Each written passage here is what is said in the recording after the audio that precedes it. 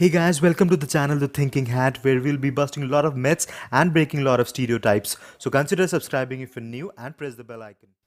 Hey guys, how's it going? Facebook is one of the most pivotal social media platform in our life. We use Facebook whenever we go out to post something, to share our pictures. Whenever we go out party, we have shared a lot of our status information. We are single, committed, and a lot of these information. Recently, as you can see in the screen, Cambridge Analytica and Facebook was in news for a wrong reason.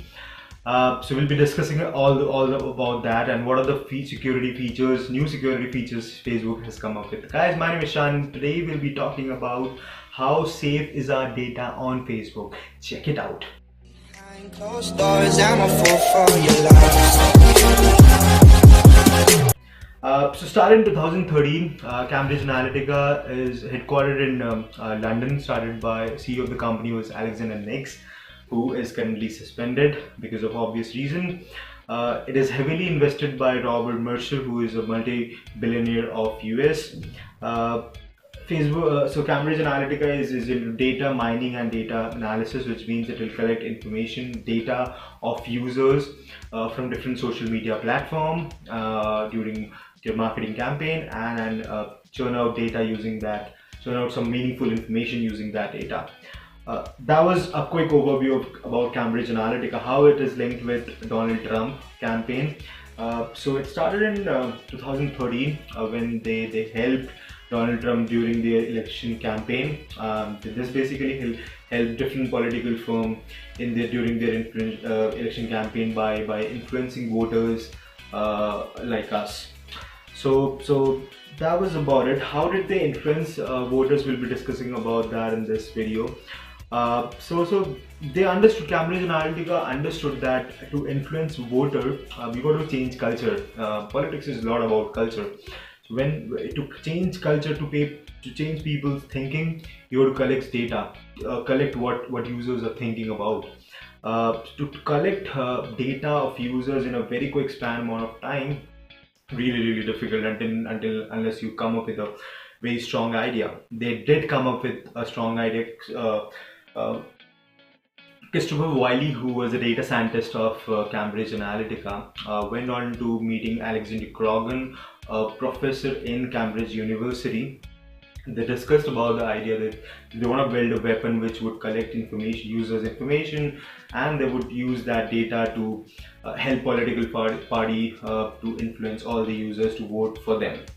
Now Alexander Krogan built this app which was built on Facebook platform, which means that this app can be played or used in Facebook only, not in any other platform. So once the name of the app was My Digital Life. This was a quiz app, basically asked different type of quizzes about you or about anything, and you got to answer these questions. So almost 270,000 users played this quiz app, used this quiz app.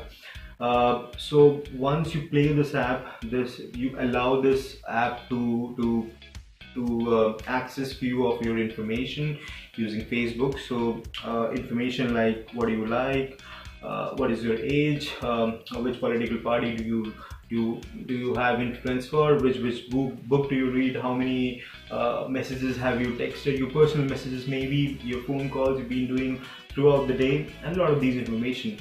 All these information were harvested from users' profile without their consent. Not only that, once they collect your data, they route through all your friends list and start collecting their information as well. Which means if I am using an app and I have 100 friend list in my 100 friends in my friend list, this app would not only collect my data but all these 100 friends which I have in the list, which is a bit scary, and that too without anybody's consent. So this app was almost used by 270,000 users and went on to collecting 50 million users' information.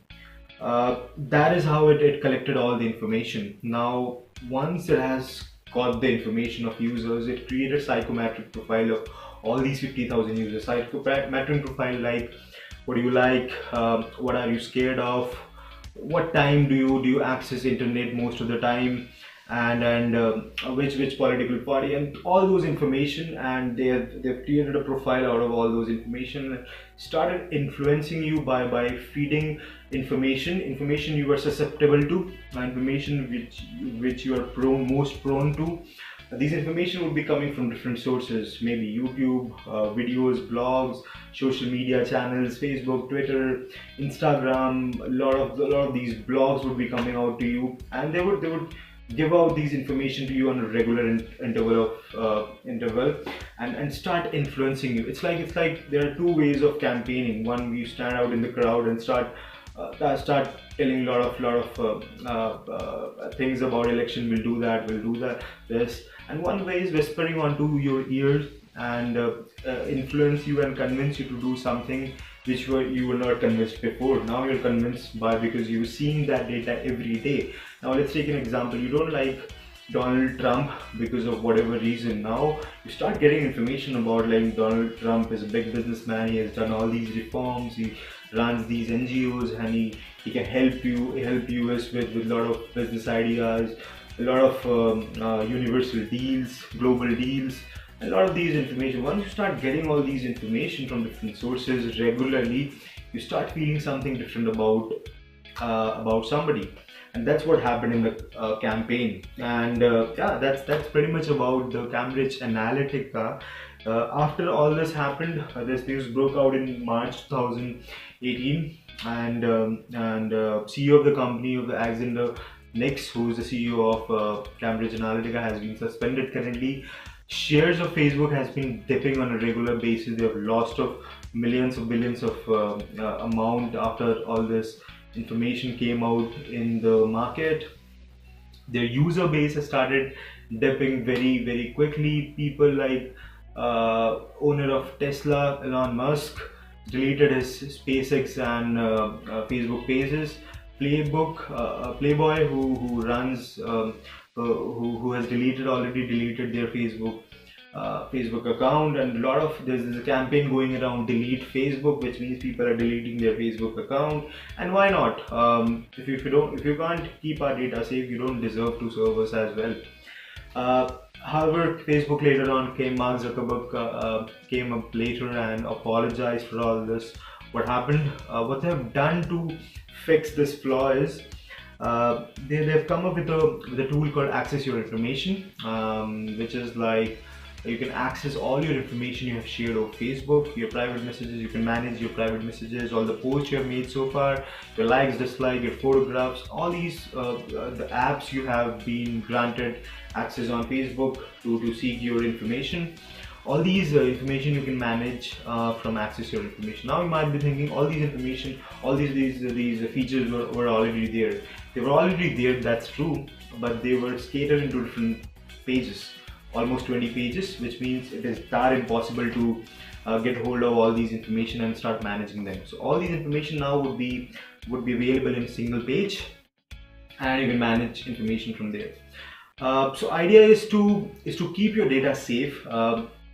A lot of times you don't understand and try to and share anything on these social media channels, which is not good. So idea here is to understand and to use your data very cautiously. Whenever you share your data, make sure that is not sensitive, and be a little more proactive while sharing things on Facebook, because it can cost you a lot of things. So in this case, it could almost, I think, read your personal messages, the text messages you do on your phone, the phone calls you've been making, and that's really scary. You don't want to land up into those situations.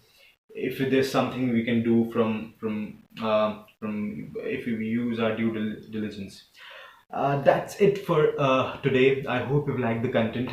If you are new to the channel, consider subscribing it and press the bell icon if you have liked the video. Do share your feedback on the comment section. I'll definitely try to read them one by one, all of them maybe, and then reply to that as well. That's it for today. We'll be back with few more videos. Thank you for supporting. Thank you all.